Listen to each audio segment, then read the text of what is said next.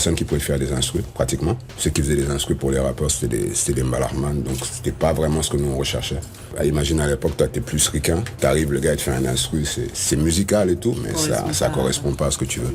Donc il y avait des demandes, et dans ta tête tu te dis ça par exemple, si j'arrive à le faire, déjà je pourrais en vivre.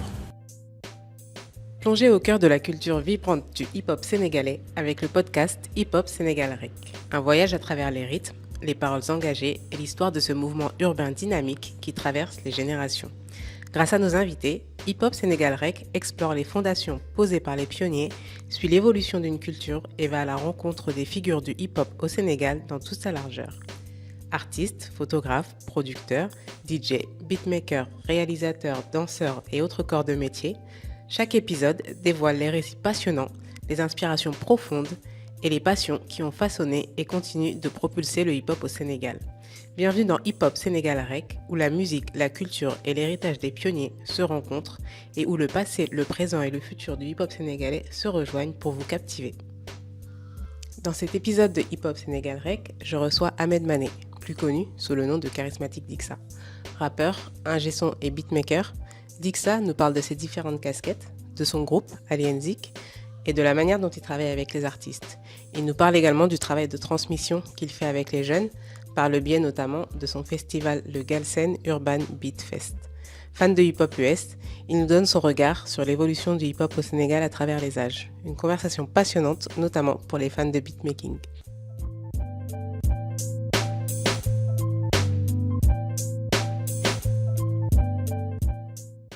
Parti. C'est parti.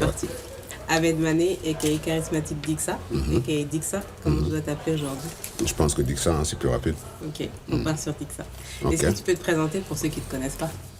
Je suis Charismatic Dixa, beatmaker, rappeur et, comment je vais m'appeler encore, entrepreneur culturel aussi.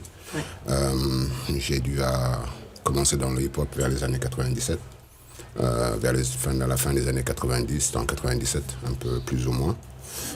Depuis, j'ai fait du rap, du beatmaking. J'ai initié aussi un festival de beatmaking. Et voilà, je donne des cours de MAO, musique assistée par ordinateur, entre autres. Ok. Et est-ce que tu te souviens de tes toutes premières connexions avec le hip-hop? Ouais, je m'en souviens. C'était vers la fin des années 90. Plus ou moins quand je suis arrivé au Sénégal, et que j'ai eu à rencontrer des gens comme Shahid Abdallah, avec qui je suis dans le même groupe. Et c'est eux qui m'ont pratiquement pas initié au hip-hop parce que j'avais déjà un petit background, j'écoutais dans ma chambre seul. Mais en fait, c'est eux qui m'ont permis d'extérioriser mon appartenance au hip-hop et en me mettant en rapport avec des gens, en m'emmenant au studio, en partageant des instrus, et voilà, c'est mon premier rapport au hip-hop. Et tu te souviens du premier son hip-hop que tu as écouté? Genre même tout seul dans ta chambre? Non. Je me souviens pas trop du premier son que j'ai écouté, mais je me souviens des premiers albums que j'ai écoutés. Et c'est des albums ricains. Ricains. Okay. Nous, à la base, pratiquement au Sénégal, on écoutait beaucoup de ricains. Okay. Un peu de français, mais c'était plus du ricain. Je pense que c'était Biggie Small et Tupac. Ok. Tupac. Les deux albums, c'était Live After Death, je pense, de Biggie, ainsi que l'album de Tupac, là où il y avait... Tupac, j'ai écouté pratiquement toute la disco. Okay. Donc voilà, c'est comme ça que j'ai commencé. Et pour mettre dans le contexte, donc tu me disais que tu avais grandi de 6 à 17 ans, c'est ça? 6 à 18 ans en France. Ouais. Et donc quand tu dis que dans les années 90, c'est quand tu es revenu au Sénégal voilà. Après? Ouais. Ok. Et en France, du coup, pas du tout de... En France, non. En France, j'avais un parcours atypique, en fait. J'avais un style de vie qui était... Bon, pas un style de vie, la manière dont j'ai grandi, c'est différent d'un enfant de cité. J'habitais dans une cité, mais je n'étais pas trop dehors, donc j'étais plus à la maison, ouais. À faire d'autres activités, à écouter d'autres styles de musique, éventuellement, et c'était pas vraiment du hip-hop. Et tu te souviens à quel moment, genre, parce que du coup, dans les années 90, tu as commencé à faire connaissance avec le hip-hop, mais tu te souviens à quel moment tu en es vraiment genre tombé amoureux, à quel moment tu t'es dit, putain, c'est... Ouais, je me souviens à quel moment c'est. Je pense que c'est juste après que j'ai eu le bac. C'était en 97. Ouais. Et que j'ai commencé à... Fallait faire des choix, en fait. Qu'est-ce que tu veux faire dans la vie et tout. À la base, moi, j'étais dans une école, après le bac, j'étais dans une école de commerce, école supérieure de commerce, Subdeco et tout. Ouais. Et déjà, à ce moment-là, le hip-hop a commencé comment je veux dire, à déjà mettre des bâtons dans les roues à ma carrière à l'école. Et tu sais, il y a un certain âge, tu te dis, ouais, moi, je veux tout lâcher pour le hip-hop. Et c'est à cette époque-là, vers le début des années 2000, que je me suis dit, moi, je veux faire que ça, du beatmaking, et rapper. Ouais. Et voilà, c'est juste ce que je voulais faire. Et c'est Mais pour tu ça savais que tu pourrais en vivre? Genre, il y avait des exemples ou... Non, parce que nous, à l'époque, déjà, heureusement, il y avait un cheminement, par contre. Il n'y avait pas d'exemple de gens qui en vivaient concrètement, non. Parce que c'était un truc qui était neuf. On avait les premières générations, c'est-à-dire ceux qui avaient commencé à rapper au Sénégal dans les années 90, PBS, Daraji et tout. Ils avaient des deals, ils étaient signés. Ils étaient signés à l'étranger et tout. Donc, ils avaient des deals. Donc, tu disais dans un coin de ta tête, c'est possible. Mais après, concrètement, quelqu'un à côté de toi qui s'en sortait, non. Et la chance qu'on a eue, en fait, c'est que vers le début des années 2000, il y a eu un changement au niveau de la manière d'enregistrer, la manière de faire de la musique, en fait. Ouais. C'est avec l'apparition de la musique assistée. Parce qu'avant, tout le monde allait enregistrer dans un studio. Non, même ici, on enregistrait des studios, mais c'est des studios de gars qui faisaient du mbalar. Okay. Musique traditionnelle sénégalaise, qui n'avait rien à voir avec nous, ce dont on avait besoin quand on faisait nos prises. Il n'y avait aussi pas de... Il y avait personne qui pouvait faire des instrus, pratiquement. Ouais. Ceux qui faisaient des instrus pour les rappeurs, c'était des mbalarman, donc c'était pas vraiment ce que nous on recherchait.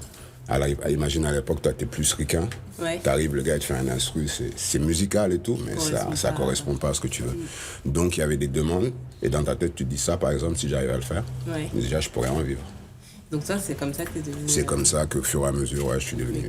Voilà. T'as d'abord rappé, t'as d'abord été J'ai rappeur. d'abord rappé. Et après, donc... Voilà. Donc c'est pour ça que c'est un peu difficile de me comparer à certaines personnes, certains beatmakers qui ont commencé par le beatmaking. C'est-à-dire que moi, quand j'écoute un morceau, avant d'écouter l'instru, peut-être je vais déjà écouter le gars rapper, la manière dont il pose. Après, je vais faire attention à l'instru. Et c'est comme ça que je procède. Donc je pense que je suis plus rappeur à la base que beatmaker. Ma première profession, c'est rappeur, je pense. Ok, mais tu fais plus de beatmaking aujourd'hui que de rap? Ouais, le rap, il faut se motiver dans la prise et tout. Non. Non. Et du coup, le fait que tu t'expliquais le process, mais le fait que tu été rappeur, on peut dire entre guillemets que ça fait un peu la différence. Ça fait la différence parce que quand je fais un beat, déjà, je peux poser dessus. Je sais ce dont le gars a besoin. Et en tant que rappeur, tu vois, tu sais les instrus que tu connais en fait le type d'instru dont tu as besoin. Ouais. Voilà, donc tu sais exactement où tu vas par rapport à ça. Et c'est la différence, je pense, par rapport au beatmaker simple. Un beatmaker. Et il y a des beatmakers simples, il y a des beatmakers. Il y a des beatmakers simples qui sont fous, ils font des beats de fou, qui collent bien au rappeur. Et après, il y a des rappeurs comme moi qui savent faire des beats qui correspondent aussi au rappeur. Ok. Et tu disais qu'à l'époque, vous écoutiez plus de rap US que français ou autre. Ouais. Et tu saurais l'expliquer ou pas? C'est juste que vous aviez plus de... Tu sais, comme tout le monde, même en France, c'est la même chose. Les gens, quand ils ont commencé à rapper, c'est écouter les ricains. Et le Sénégal est toujours comme ça. Nous, on est toujours avant-gardistes. Ouais. Par exemple, en Afrique, le Sénégal, c'est un des premiers pays à être monté dans le train de hip-hop. Ouais. Voilà, donc en fait, et quand on arrive, les références, c'était les ricains. Donc tu écoutes les ricains.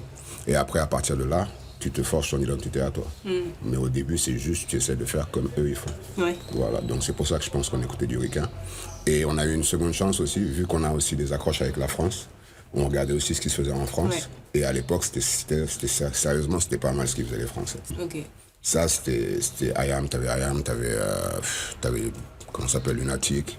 T'avais plein de groupes. T'avais X-Men, t'avais tous les groupes Parigo et tout. Et on les suivait de loin, nous. Et...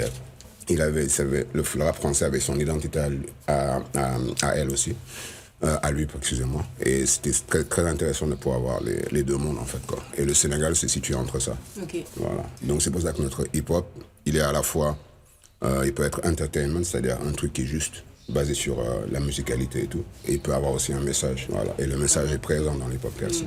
Et donc du coup, en fait, d'avoir toutes ces casquettes, parce que moi, ce qui m'a frappé la première fois que j'ai fait des recherches sur toi et tout, c'est que t'avais...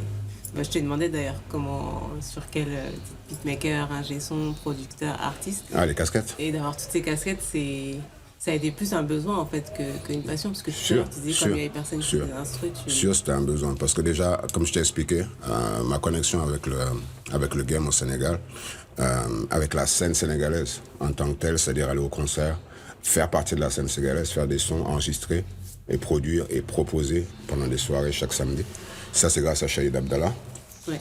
Et à partir de ce moment-là, tu sens qu'il y a des besoins. C'est-à-dire que vous avez besoin d'instru, vous avez besoin de programmation, puis il n'y avait personne qui peut te les donner. Ce dont on avait besoin, on n'avait personne pour nous le faire. Donc à la fin, tu te dis, voilà, faut qu'il y ait quelqu'un parmi nous qui le fasse en fait. Et ce qui est fort avec les gars à l'époque, c'est que juste, dès qu'on sentait que tu avais un petit don pour ça, ou bien que tu étais passionné par le truc, les gars ils te disent, si tu dois le faire, c'est à toi de le faire. Tu vois, donc ça te motive et tu veux pas décevoir. Et toi aussi, de ton côté, tu te lances, tu fais des recherches, tu travailles. Beaucoup de travail aussi que les gens ne voient pas, c'est-à-dire que tu fais de la recherche, tu vas faire presque 100 bits que personne va écouter. Tu vas mettre à la poubelle, tu vas faire tes recherches. Et c'est comme ça que tu te forges. Donc en fait, c'était plus par besoin, par nécessité que juste pour te prouver que... Voilà, c'était juste ça en fait. Et toi, tu es assez vite devenu une référence dans le beatmaking, et peut-être parce que du coup, il n'y avait personne. Yeah. Mais est-ce qu'il y a un projet en particulier qui t'a dévoilé?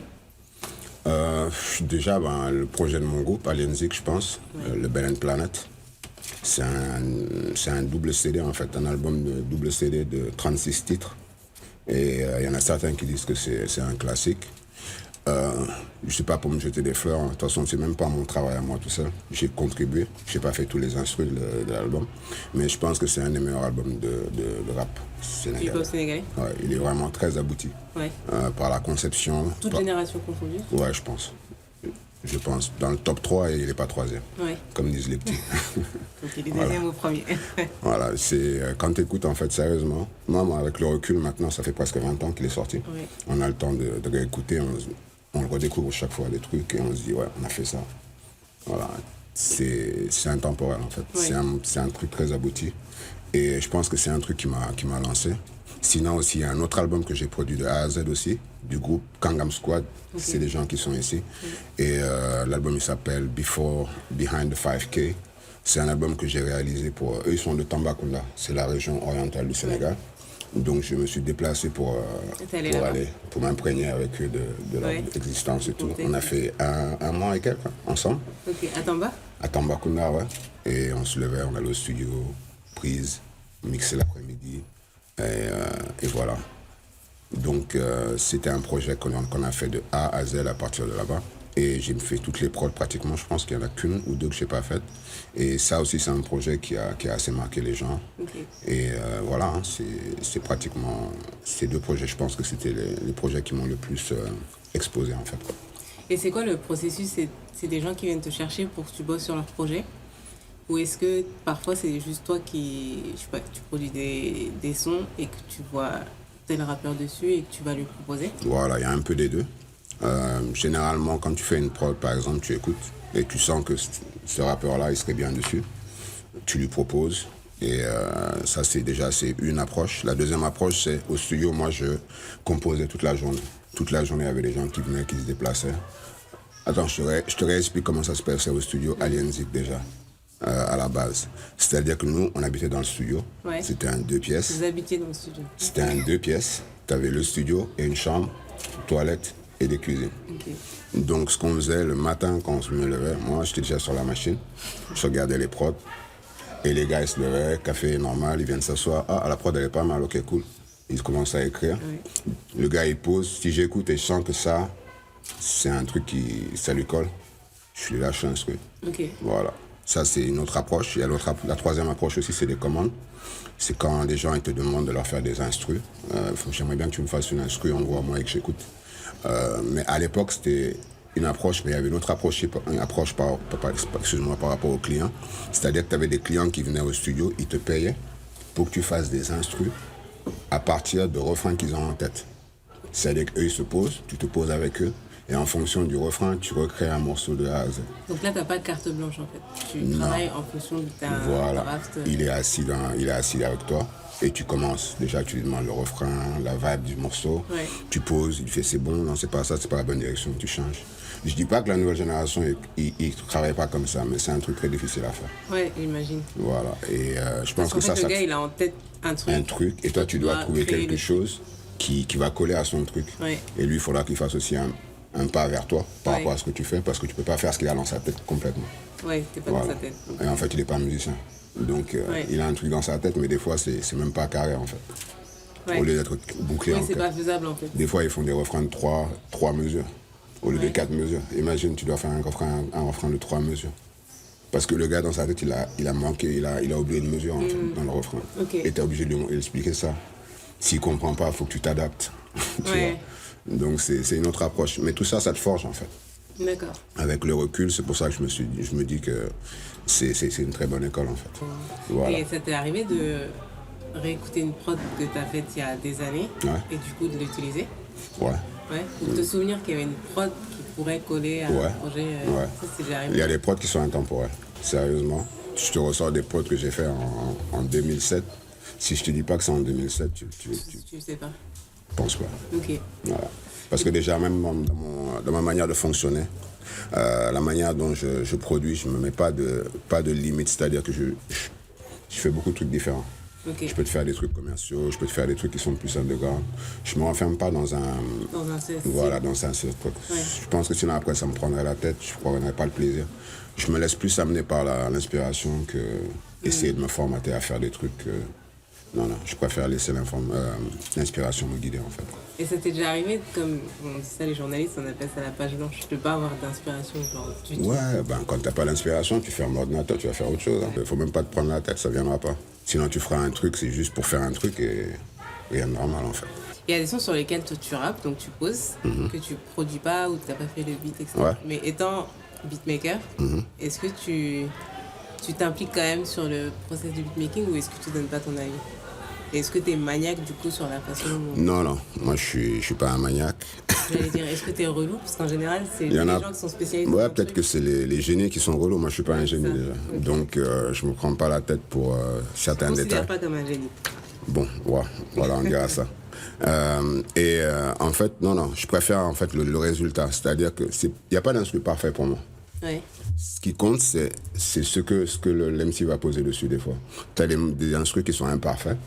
Mais après que le gars est posé dessus, ça rend le... Voilà. Mais quand je dis imparfait, je dis pas qu'il y a une fausse note ou un truc comme ça, ou bien que ça dégamme, ou bien qu'il y a un problème au niveau du tempo, ou que la loupe n'est pas bien bouclée. Non. C'est-à-dire, quand je dis imparfait, c'est-à-dire que c'est pas un truc qui est super musical ou super orné avec plein d'artifices. On n'a pas besoin de ça pour faire un bon morceau. Généralement, les morceaux qui cartonnent le plus sont les morceaux les plus simples, les plus basiques. Mais c'est juste la presse que l'MC va poser dessus. C'est plus ce que tu ressens en fait par rapport à ça. Et moi en fait je suis plus, vu que je rappe dans un groupe à l'MC, même au niveau du choix des instrus, je préfère laisser ça aux gars plutôt que de m'imposer. Non, je préfère les suivre dans leur délire que plutôt imposer quelque chose. Voilà.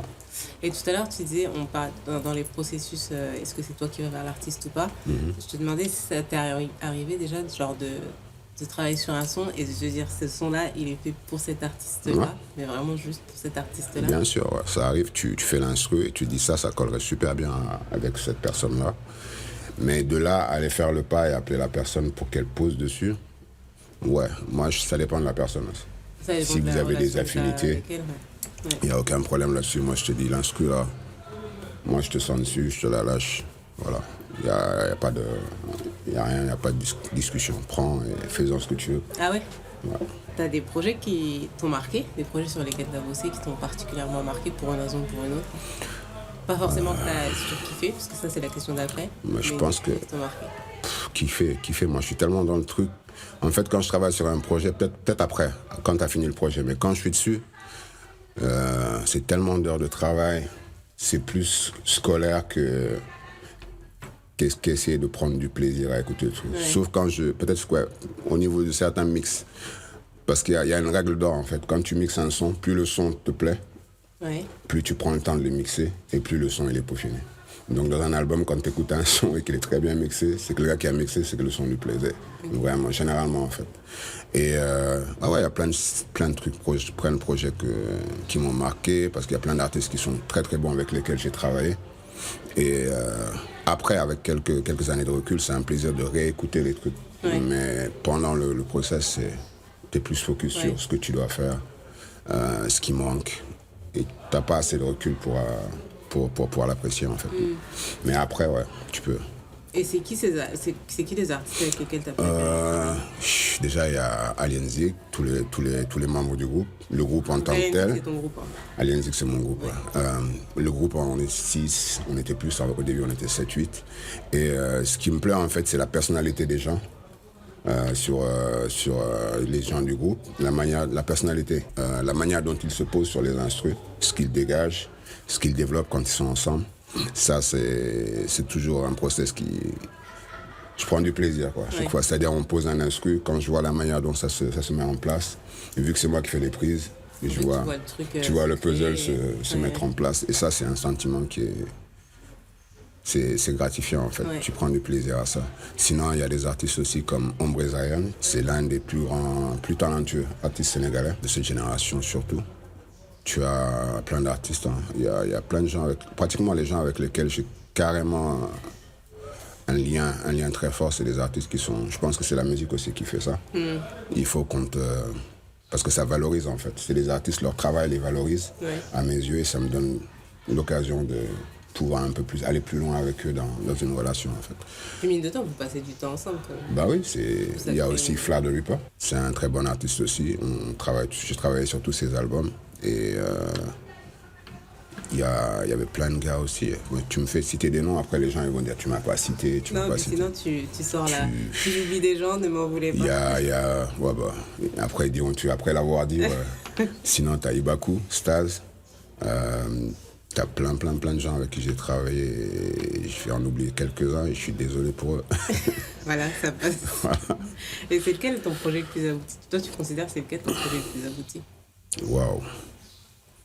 Je pense que ça, c'est les gens qui doivent te le dire, en fait. Par rapport aux gens, le Belen Planet, ils prennent la tête avec, il est abouti, je le réécoute toujours, Et je pense que c'est l'un des plus aboutis. Hein. Mais moi, je pense aussi que l'album que j'ai fait pour Kangam Squad, il est abouti. Il y a plein de trucs sur lesquels on a travaillé qui, je pense qu'ils sont aboutis. Généralement, on est des taffeurs, quoi. On taffe tellement que... Voilà.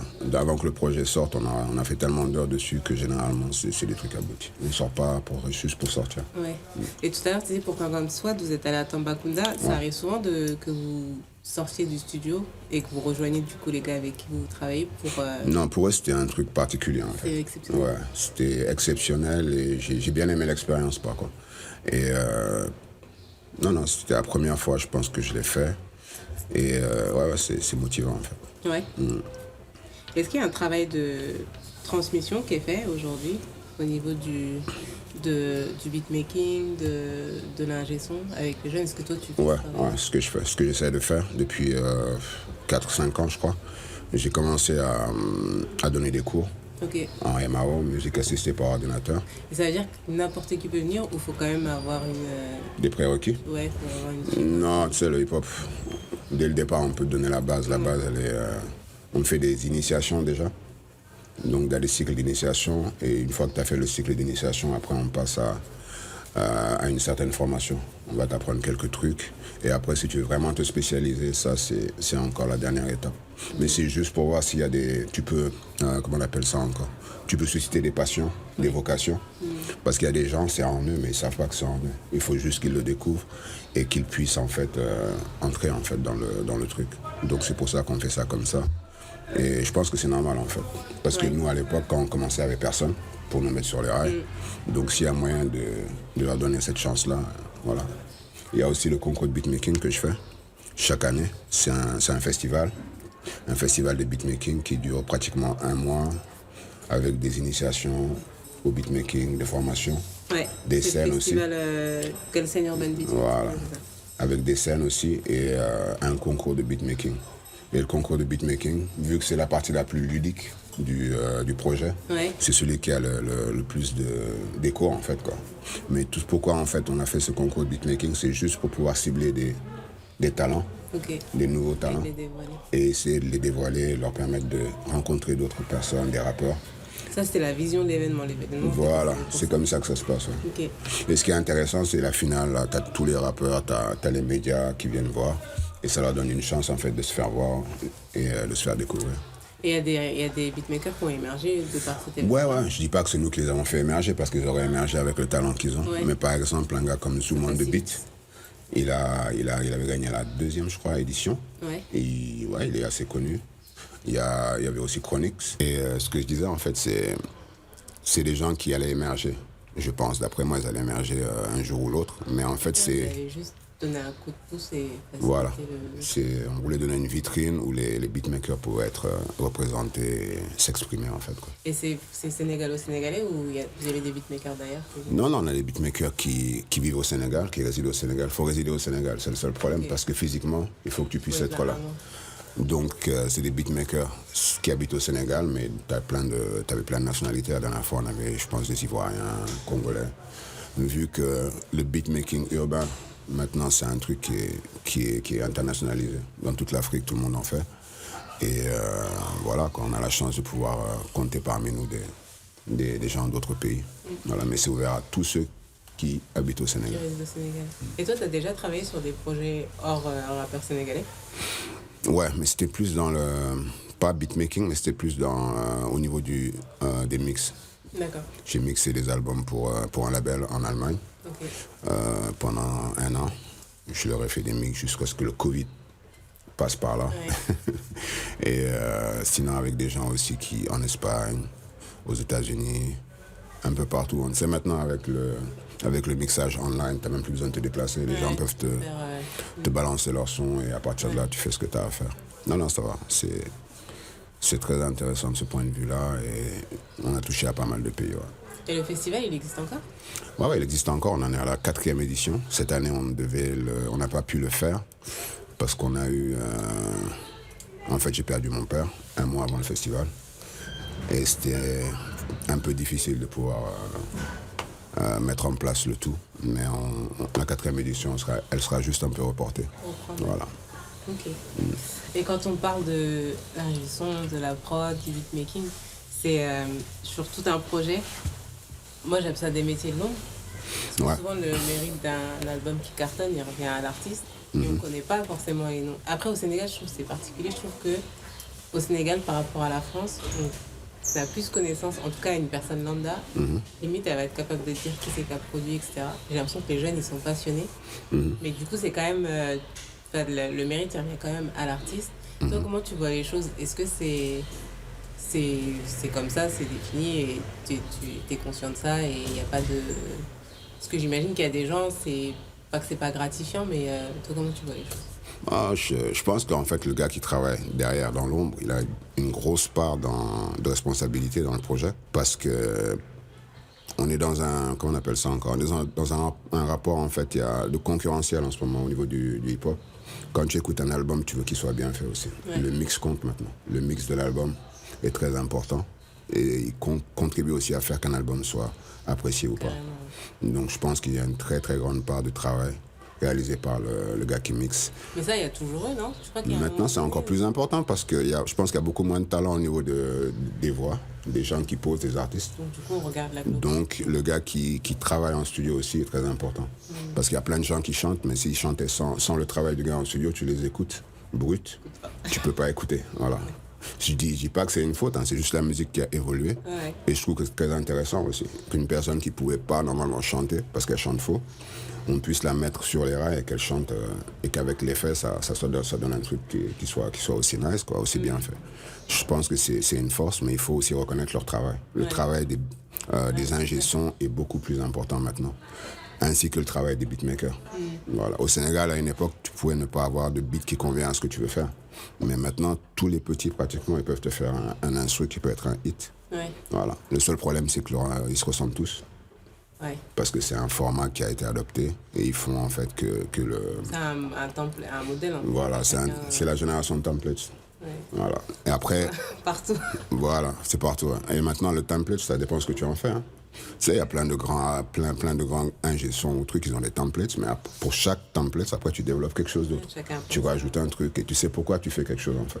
Tu le fais pas bêtement, voilà. Mais il faut, en fait, souligner le travail des gars qui mixent, le travail des gars qui font les instrus. Oui. Et même par rapport aux droits d'auteur, ça, c'est un délire à moi, mais je pense qu'on va y arriver.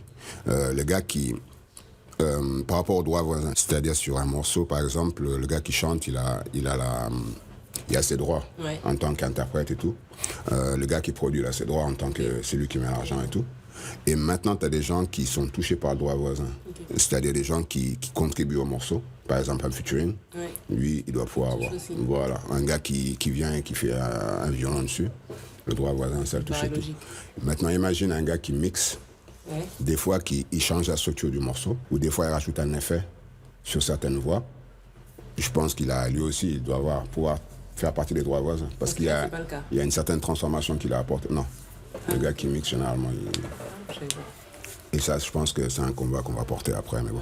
Et tout à l'heure, on parlait de changement. Avec l'évolution de la technologie, le digital, etc., comment toi, tu as vu les choses évoluer? Parce qu'on disait tout à l'heure qu'il y a la génération. Je vais te donner déjà te donner un exemple. C'est flagrant. Imagine en 97, on fait une prise. Déjà sur le morceau, il y a 20 personnes qui doivent poser sur un morceau. Chacun doit faire style 4 mesures ou 2 mesures. Et quand on fait la prise, c'est ce qu'on fait. Toi, quand tu dois faire ta prise, tu te mets devant le micro. Et la personne qui doit enchaîner après toi, elle est juste derrière. Dès que tu as fini, on n'arrête pas l'enregistrement. Tu pousses, tu décales, et le gars, il vient, il met sa bouche, il fait son couplet. Lui aussi, il pousse la dernière, et on fait ainsi de suite. Mais maintenant, avec 20 personnes. 20 personnes. Mais maintenant, par exemple, si j'avais les 20 personnes qui sont là, j'enregistre, je fais enregistrement pour une personne, j'arrête, je lui fais, tu sors, je fais rentrer quelqu'un d'autre. Et là où la première personne s'est arrêtée, je réenregistre. Donc ça, c'est l'informatique qui t'a apporté ça.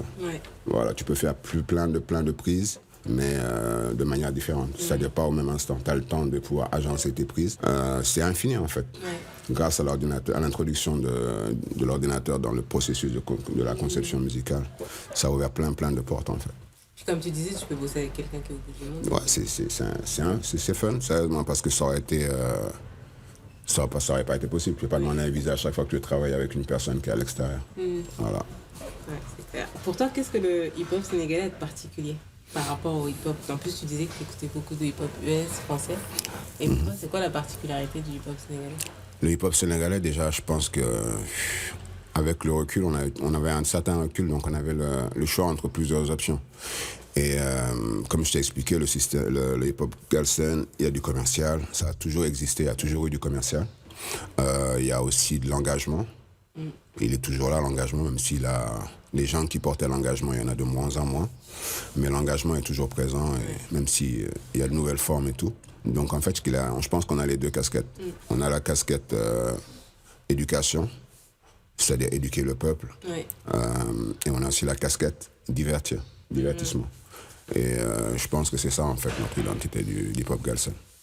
Et le côté, le côté engagement, clairement, le hip-hop sénégalais, c'est un hip-hop qui dénonce, pour moi. Et pour toi, il a eu quel impact sur la société? Est-ce que les gens ont facilement accepté le hip-hop, sachant qu'au Sénégal, on a beaucoup de musique traditionnelle? On est très attaché à ça aussi. Le Sénégalais est très attaché à ce qui est sénégalais, en fait. Voilà, si c'est pas sénégalais, généralement, il en a peur ou il l'accepte pas assez très vite, en fait. Mais est-ce que le hip-hop a réussi? Non, c'était pas facile. C'était pas facile pour nous, la troisième génération. Même pour les autres générations, c'était encore pire. Mais c'est un combat que tu mènes et que les gens, après, ils sont obligés d'accepter, en fait. Et le summum de tout ça, c'est quand le hip-hop a commencé à influencer la société par rapport à la politique, tu vois, avec les mouvements qui sont nés de là, et les gens ont vu directement l'autre facette du hip-hop et comment le hip-hop pouvait être bénéfique et positif pour la société. Là, ça a été carrément encore plus accepté. Maintenant, tout le monde accepte le fait que tu sois rappeur. Il y a un certain crédit qu'on donne aux rappeurs. Il y a une certaine manière dont on te regarde. Mais à l'époque, quand on commençait pratiquement, un rappeur, tu dis t'es un rappeur, les gars te regardent, ils disent ok, c'est un fou ou un drogué ou les deux. La musique de voyou. Mais nous aussi, je veux dire qu'en fait, nous aussi, on cultivait ça parce que je me souviens à l'époque, on portait ces habits-là. On portait des t-shirts qui arrivaient au niveau des genoux. Moi, je suis avec des gros jeans. Ouais, bon, je crois que tu les connais. Et imagine ça au Sénégal, tu passes devant des gens qui sont en fin des années 90, ils se disent c'est quoi ça? Qu'est-ce qu'ils font? Et tu l'imposes, tu le calcules même pas, t'es même pas là. Tu fais ce qu'on t'a à faire.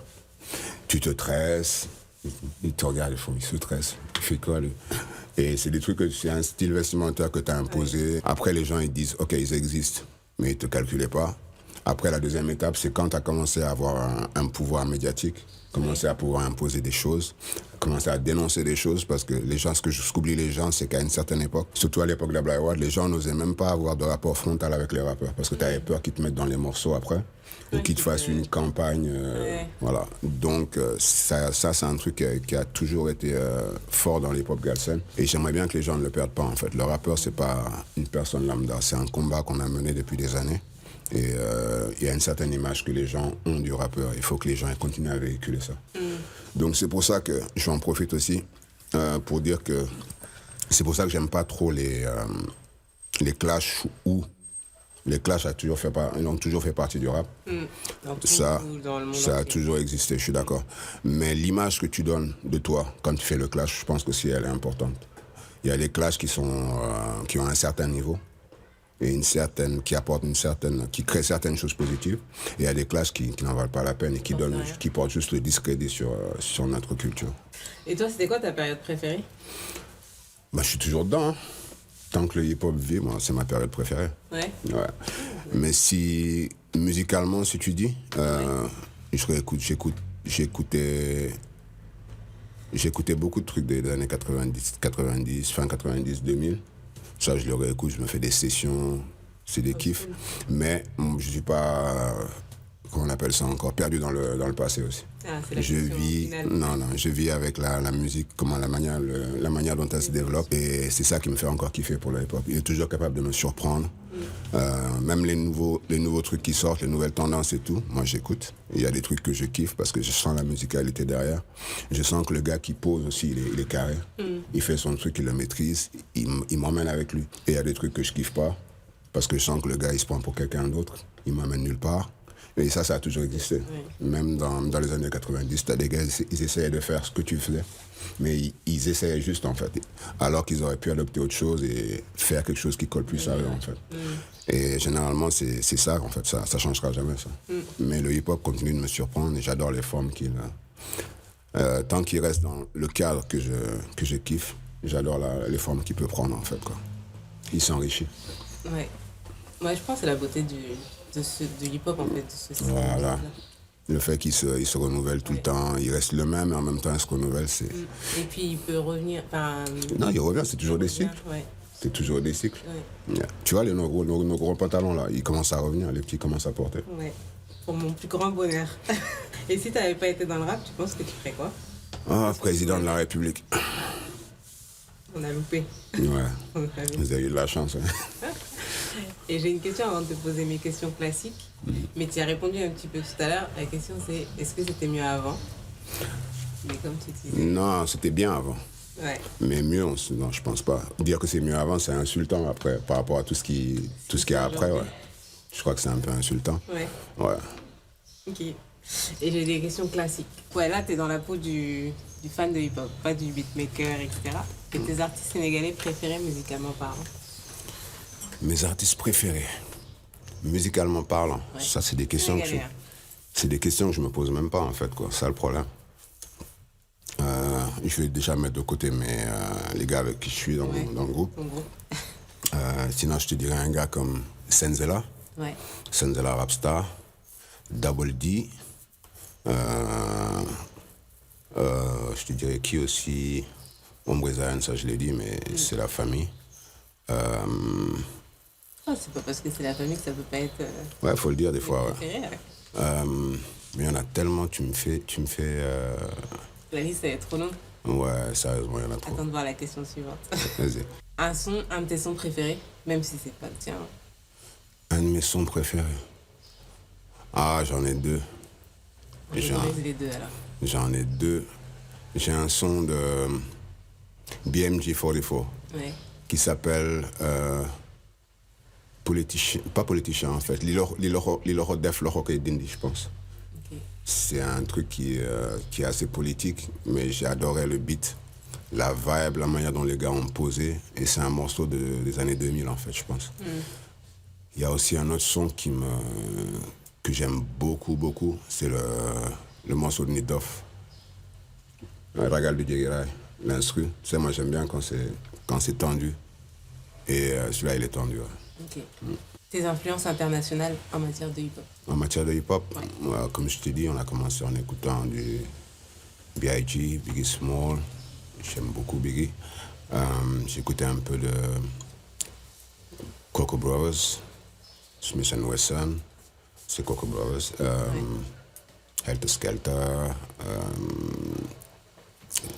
Wu-Tang, comme tout le monde, et I Am. Ok. I Am, les gens pensent que Shuriken, c'est la personne que je kiffe.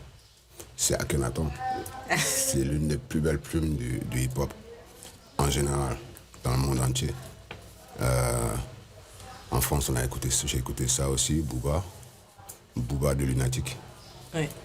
Lino, Arsenic, X-Men, et plein de groupes Afro-Jazz aussi, j'aimais bien. Ça fait déjà une bonne liste pour que les gens Les gens, Google. ils connaissent même pas. Si, quand même, les Lino et tout ça, c'est quand même c'est des références quand même. Je sais pas. Même la jeune génération, je pense, c'est des artistes. Ouais, de moins en moins, ouais. Mais bon, ça n'enlève rien à leur talent. Exactement. Bah, merci beaucoup. C'était grave cool.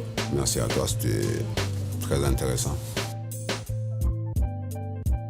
C'était Hip Hop Sénégal Rec avec Charismatique Dixa. Merci à toutes et à tous de nous avoir écoutés et n'hésitez pas à aller checker les autres épisodes sur les plateformes de podcast. À bientôt.